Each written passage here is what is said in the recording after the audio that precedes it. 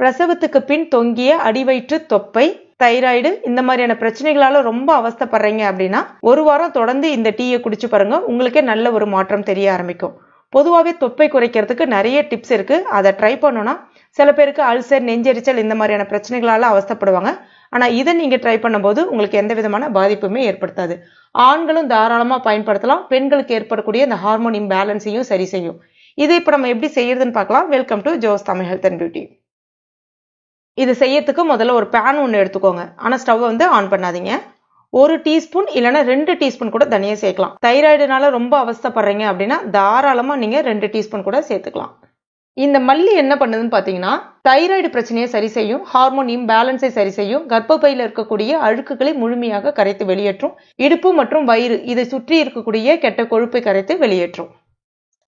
அடுத்ததா 2 டீஸ்பூன் ஓமம்.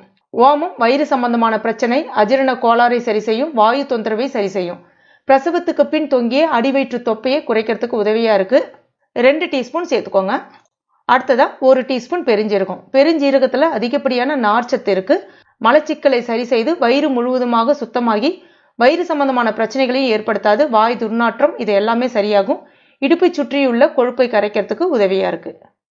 அடுத்ததா 1 டீஸ்பூன் சீரகம். அல்சர், நெஞ்செரிச்சல், கொழுப்பு இந்த மாதிரியான பிரச்சனைகளுக்கு சீரகம் ஒரு அருமருந்தா இருக்கும் அப்படின்னே சொல்லலாம். நம்முடைய உடல் உள்ளுறுப்பை சீராக வச்சுக்கிறதுக்கு சீரகம் ரொம்பவே உதவியா இருக்கும். ஒரு சின்ன துண்டு சுக்கு மேல தோலை நீக்கிட்டு உரல்ல தட்டிட்டு எடுத்திருக்கேன், அதையும் சேர்த்துக்கலாம். சுக்கும் அதே மாதிரிதான் அஜீரண கோளாறு நீக்கும், உடம்புல தங்கியிருக்கக்கூடிய கெட்ட கொழுப்பு, அதுவும் குறிப்பா அடிவயிற்றுல தங்கியிருக்கக்கூடிய கெட்ட கொழுப்பை கரைக்கிறதுக்கு உதவியா இருக்கும். அடுத்ததா கொஞ்சமா கருவேப்பிலை இலைகள். பொதுவாகவே வெயிட் லாஸ் பண்றோம் அப்படின்னாலே உடல்ல சோர்வு ஏற்படும். அந்த சோர்வை நீக்கிறதுக்கு இது உதவியா இருக்கும். ரத்தத்தை நல்லா சுத்தமடைய செய்யும், கெட்ட கொழுப்பை கரைத்து முழுமையாக வெளியேற்றும். கொஞ்சமா சேர்த்துக்கோங்க. இப்ப ஸ்டவ் ஆன் பண்ணிட்டு மிதமான தீயில வச்சுட்டு வறுத்துக்கோங்க. நல்ல ஒரு வாசனை வரணும். அதே சமயத்துல கரிஞ்சிடக்கூடாது.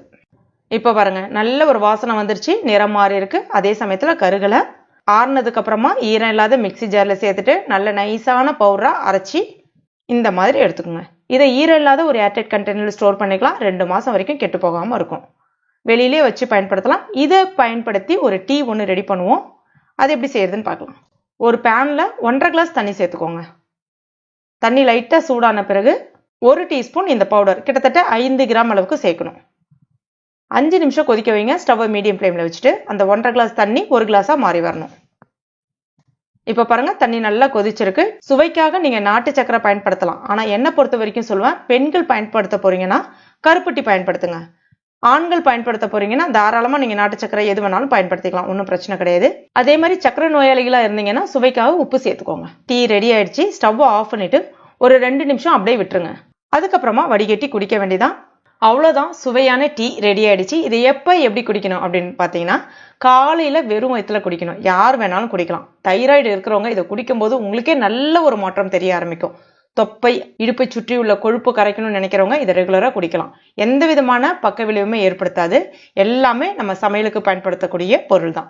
இதை பயன்படுத்தி நம்ம ஒரு டீ காலையில வெறும் வயிற்றுல குடிக்கும் போது நல்ல ஒரு மாற்றம் உங்களுக்கே தெரிய ஆரம்பிக்கும். இது தொப்பை குறைய, தைராய்டு குறையறதுக்கு மட்டும் இல்லைங்க, நம்மளுடைய உடலை நல்ல உடல் இயக்கத்தை சுறுசுறுப்பாக்கும். உடல்ல இருக்கக்கூடிய கழிவுகளை வெளியேற்றும்.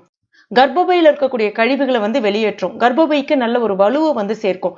இது ஆண்கள் பெண்கள் எல்லாருமே தாராளமா பயன்படுத்தலாம். இதை குடிக்கும் போது டீ காஃபி அவாய்ட் பண்ணீங்கன்னா உங்களுக்கு தைராய்டு நல்லாவே குறைஞ்சிருக்கிறத நோட்டீஸ் பண்ண முடியும். இந்த டீயை எடுக்கிறதுக்கு முன்னாடி நீங்க தைராய்டு டெஸ்ட் எடுத்துட்டு ஒரு வாரம் ட்ரை பண்ணிட்டு அப்புறம் தைராய்டு டெஸ்ட் ட்ரை பண்ணி பாருங்க. உங்களுக்கே நல்ல ஒரு டிஃபரன்ஸ் தெரிய ஆரம்பிக்கும். அதே மாதிரி தான் நீங்க வெயிட் லாஸ் பண்ணணும்னு நினைக்கிறவங்களும் இதை டீ எடுக்கிறதுக்கு முன்னாடி வெயிட்டை செக் பண்ணிக்கோங்க. ஒரு வாரம் ட்ரை பண்ணிட்டு அதுக்கப்புறமா வெயிட்டை மறுபடியும் செக் பண்ணி பாருங்க. இந்த டிப்ஸ் உங்களுக்கு பயனுள்ளதா இருந்திருக்கும் நம்புறேன். பயனுள்ளதா இருந்துச்சுன்னா மறக்காம இந்த வீடியோவை லைக் பண்ணுங்க. உங்க நண்பர்கள் மற்றும் ஃபேமிலி மெம்பர்ஸ் கூட மறக்காம ஷேர் பண்ணிக்கோங்க. மேலும் இது போன்ற பயனுள்ள குறிப்புகளுக்கு நம்ம சேனல் இது வரைக்கும் நீங்க சப்ஸ்கிரைப் பண்ணலன்னா உடனே சப்ஸ்கிரைப் பண்ணிக்கங்க. கூடவே மறக்காம அந்த பெல் நோட்டிஃபிகேஷன் சிம்பிளையும் பிரஸ் பண்ணீங்க. தேங்க்யூ.